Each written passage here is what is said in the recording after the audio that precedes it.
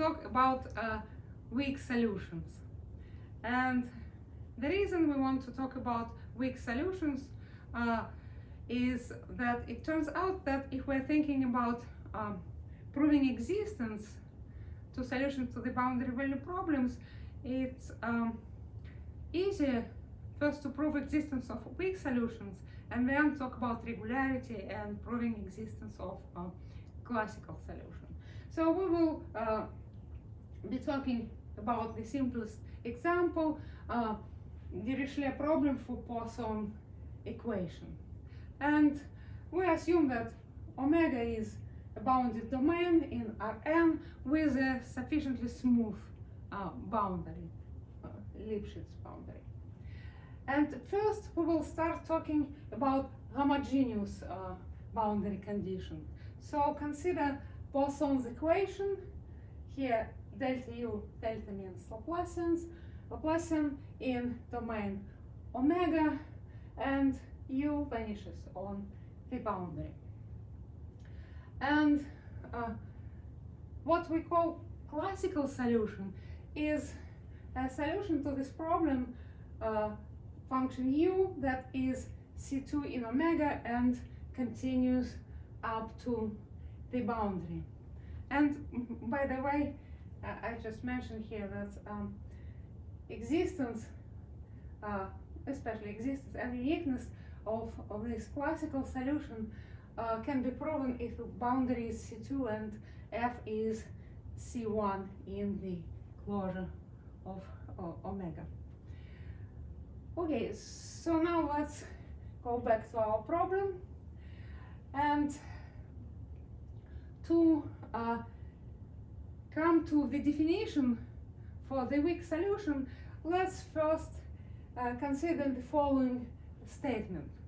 So let's think of u to be a C2 in omega, and delta u is f, and f is continuous. Then we can derive the following integral identity, that's inner product u and phi and h10 plus inner product f phi in L2 equals 0 for any phi from h10.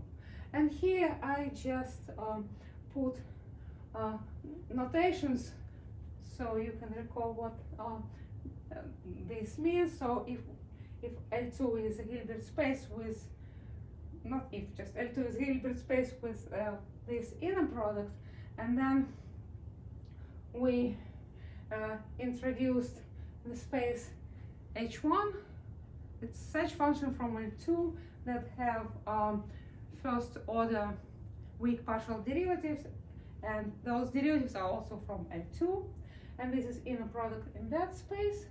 And we also introduced subspace of H1, H10,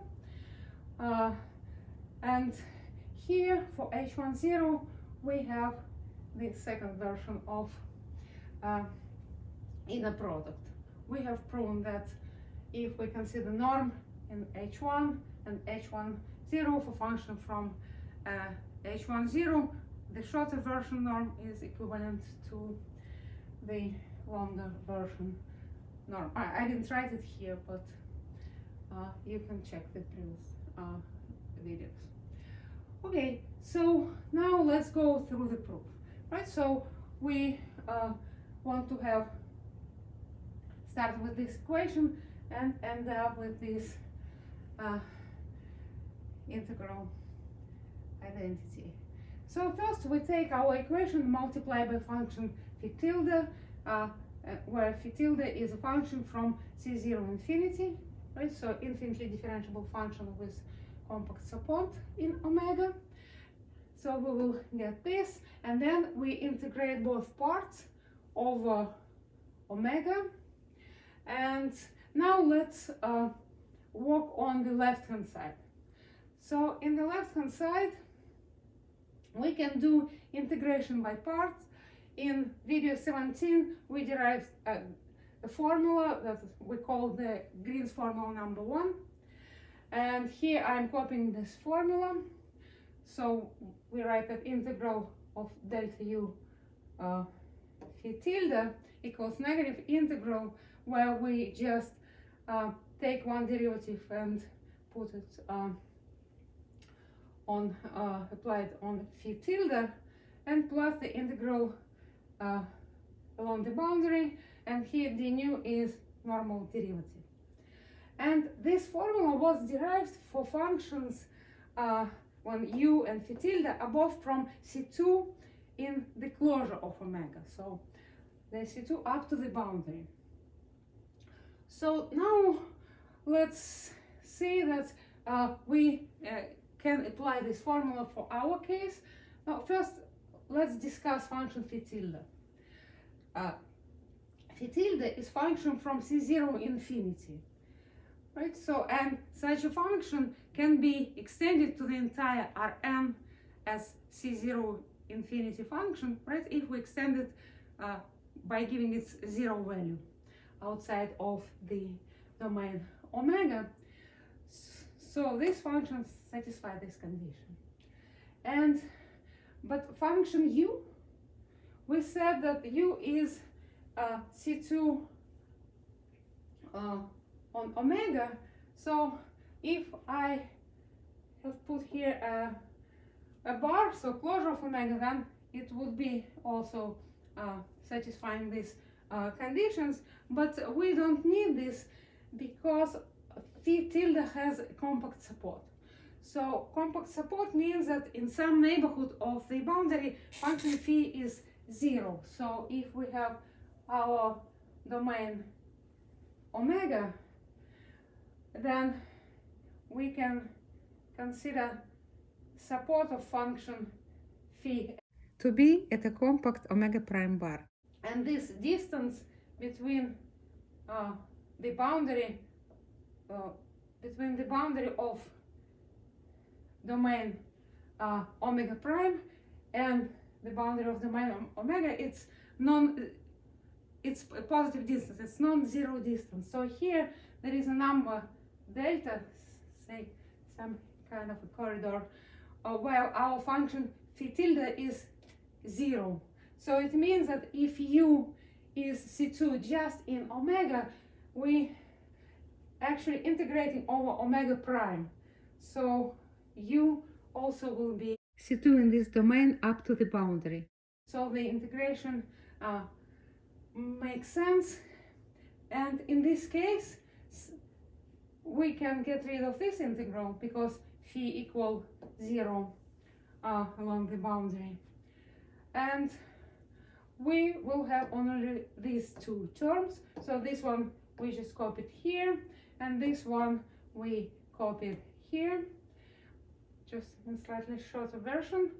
And then now, having this, we can go back to our equation. So we replace this integral with this one, we put it here, and we just copy the right hand side, and then we move this integral to the right hand side and just change notations. So we have this equation, and then noticing that this is the can be written as H10 norm, so we copy it here, and finally we have equation similar to what we wanted to have, but just for function phi tilde from C0 infinity, and we need for functions from H10. And so now let's recall the definition of function from H10. Function phi belongs to H10. It means that exists a sequence of function from C0 infinity that converges to this element phi. And so we take this equation, replace phi tilde with phi k, and then take limit as k approaches infinity, and we will end up with the equation that we wanted to obtain when now phi is a function from H1, 0. The proposition we just discussed leads us to the following definition of a weak solution. So function u from H1, 0 is called a weak or generalized solution to the problem 1 with f from L2 if for any function phi from H1, 0 of omega we have the following equation. So now let's formulate the existence and uniqueness theorem. So exists unique weak solution to problem 1 where function f is taken from L2 on omega. Before going through the proof, let's discuss the key ingredients of the proof. So number 1 is this representation theorem from functional analysis. It says that every linear bounded functional f on a Hilbert space H can be expressed in the form as an inner product of u and v, where v is a certain element of H uniquely determined by the functional f. Right, so this is this representation theorem, at least what we need from this theorem. And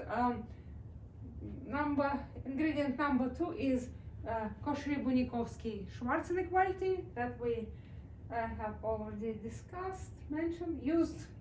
And then we can rewrite it in slightly different form. If we take square roots from both sides, we can write it using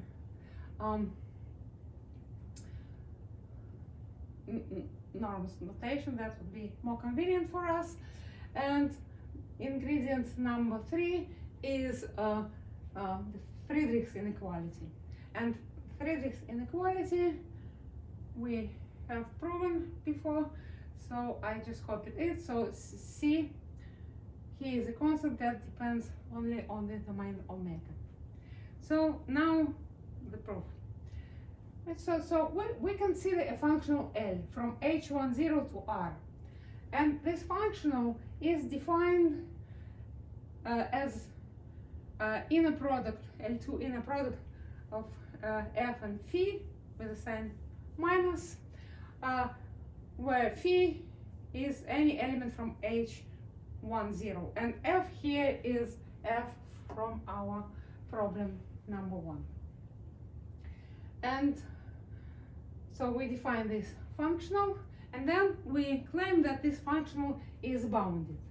So indeed, if we take the absolute value of L of phi, and in the definition we have this, so minus we can omit, so it will be absolute value of the inner product, L2 inner product. Then we use Cauchy-Bunyakovsky-Schwarz, that is written here. It would be less or equal than L2 norm of phi and times L2 norm of f. And then we will use Friedrichs inequality for the function phi, right? Function phi is from H1, 0.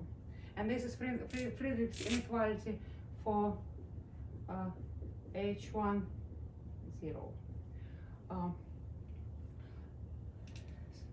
So then we see that our functional is bounded, and we have norms of f and norms of phi in the corresponding spaces. So we established that L phi is bounded. So, and then we will use the representation theorem, which we just restate using our function. So what this theorem says, that exists unique function u from H1, 0 of omega, such that for any phi from H1, 0, L of phi equals inner product u and phi inner product from in H1, 0.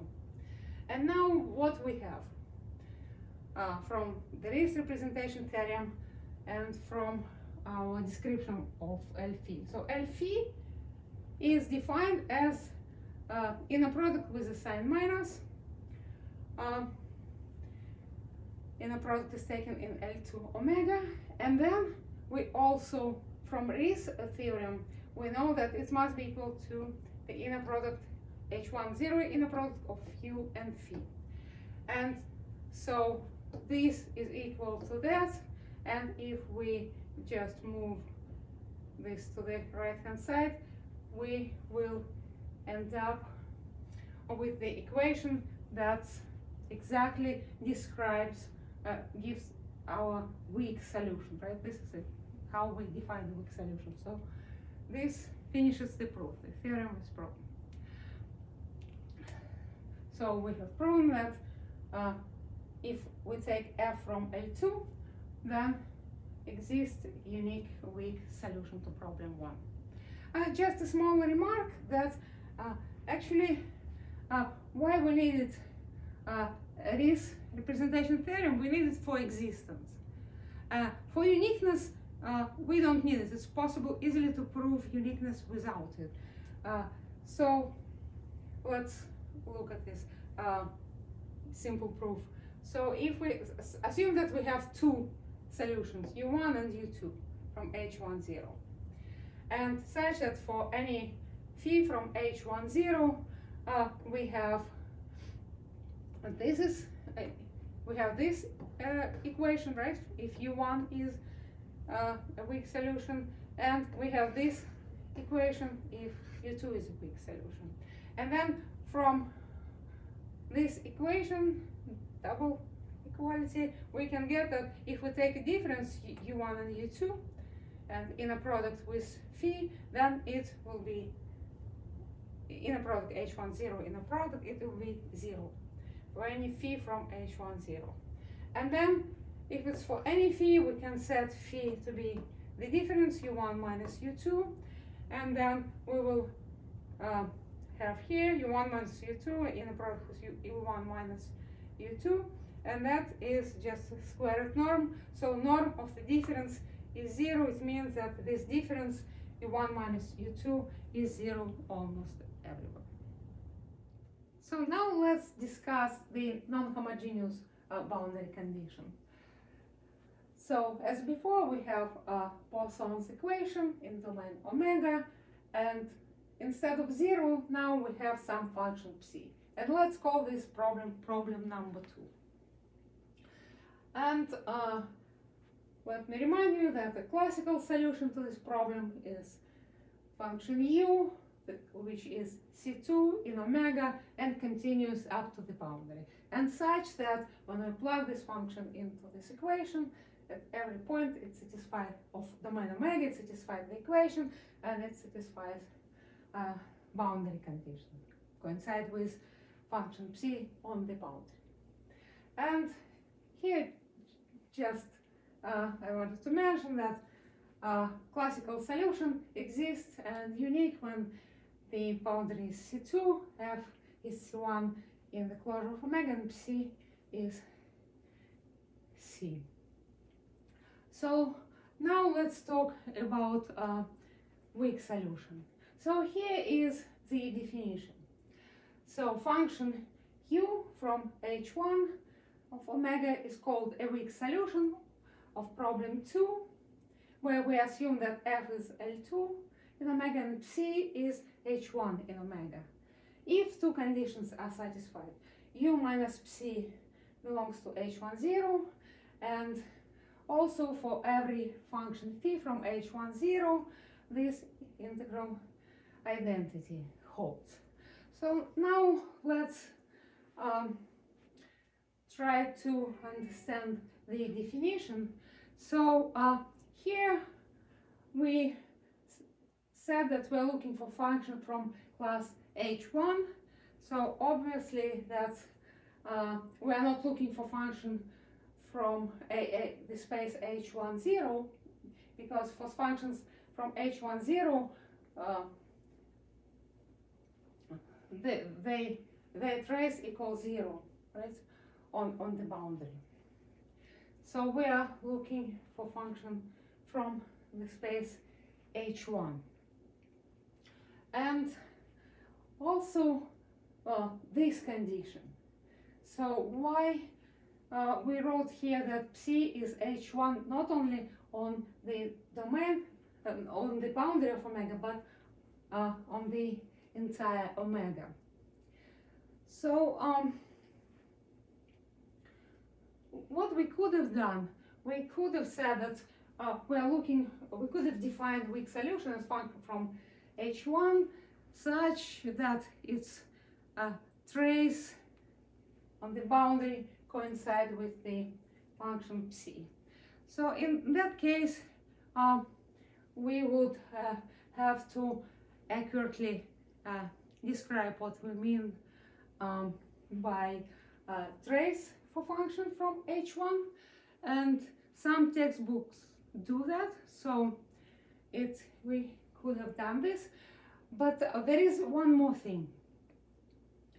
So if we are looking for function u from H1, what does it mean? It means that function psi given on the boundary must be such that we can continue this function as H1 function to the entire omega, right? Since our solution must be in H1.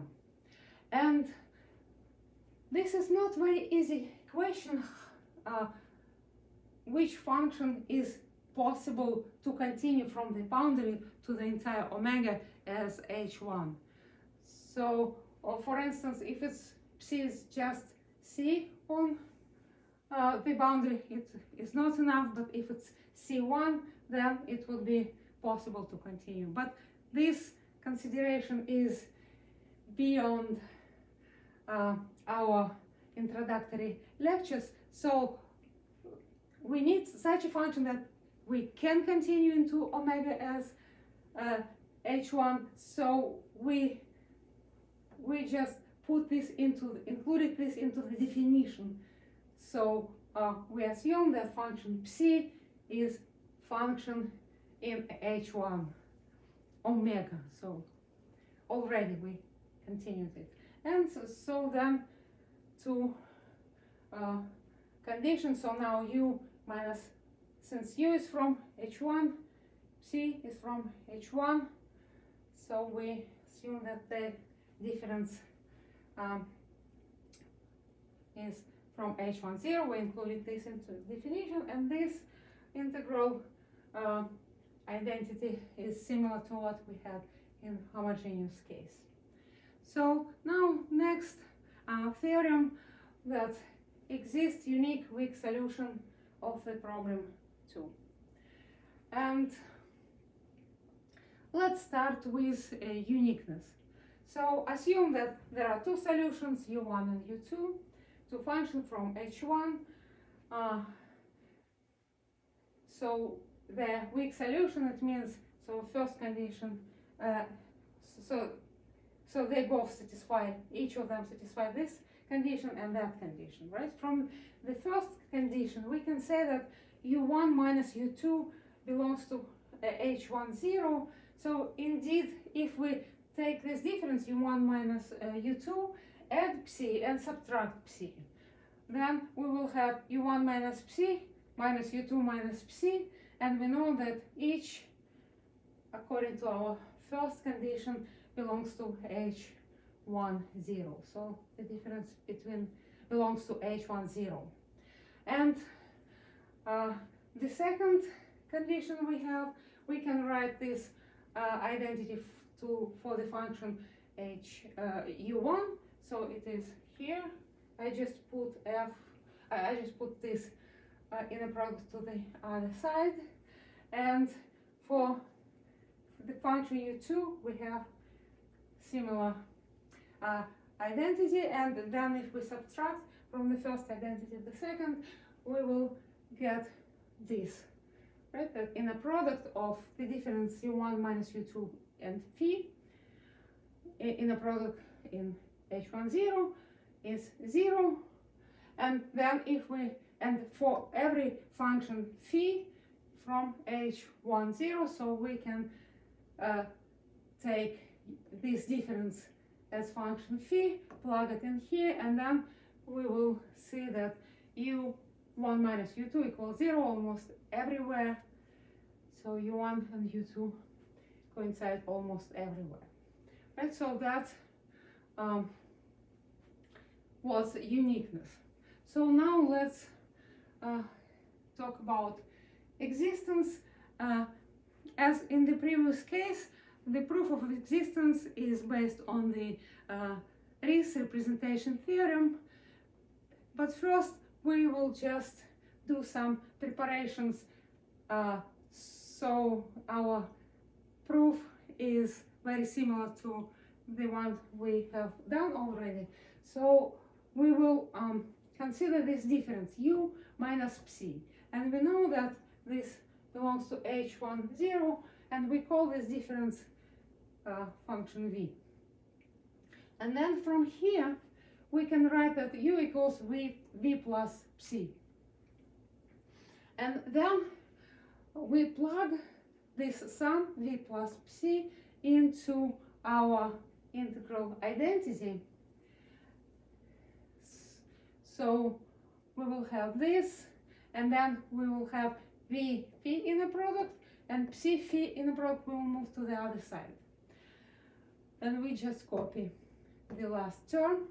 So this identity for function v holds for every function phi from h10. So now that would be our main identity. So and now we consider a functional. Right? So we replace this identity for u with the identity for v.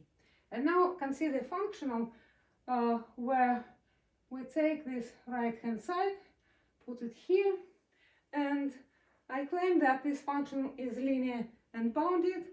The fact that it is linear obvious, so let's see that it is bounded.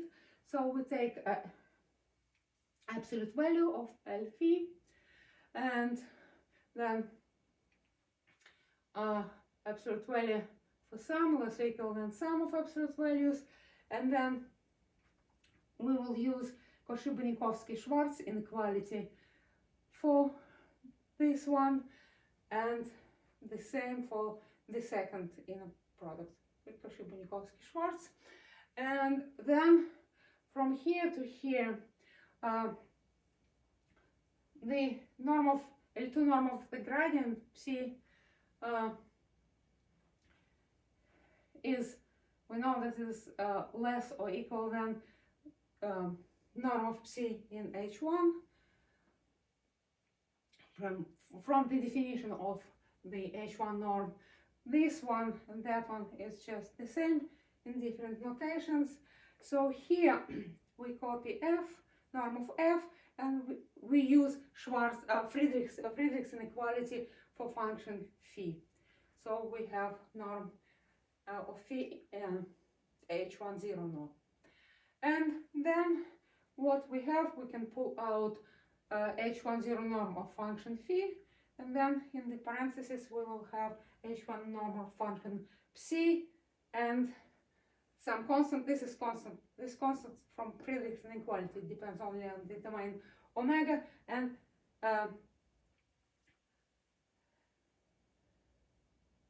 function L2 norm of function f, we just copy it, right? So we just from here we just pulled phi, norm of phi, and copied the rest.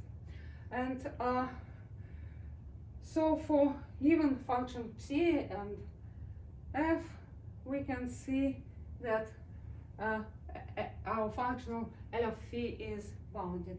And then we just apply Rees representation theorem to this functional, which says that exists unique function v from H10 such that for any phi from H10,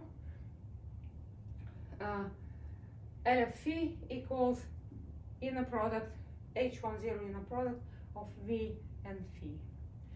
So and then we know that our L of phi equals this, and also here L of phi equals that. So if we just equate those, so this we put here, that part we'll put to the right hand side, and then we will see that we add it up with our this modified integral identity. So this finishes the proof. Thank you.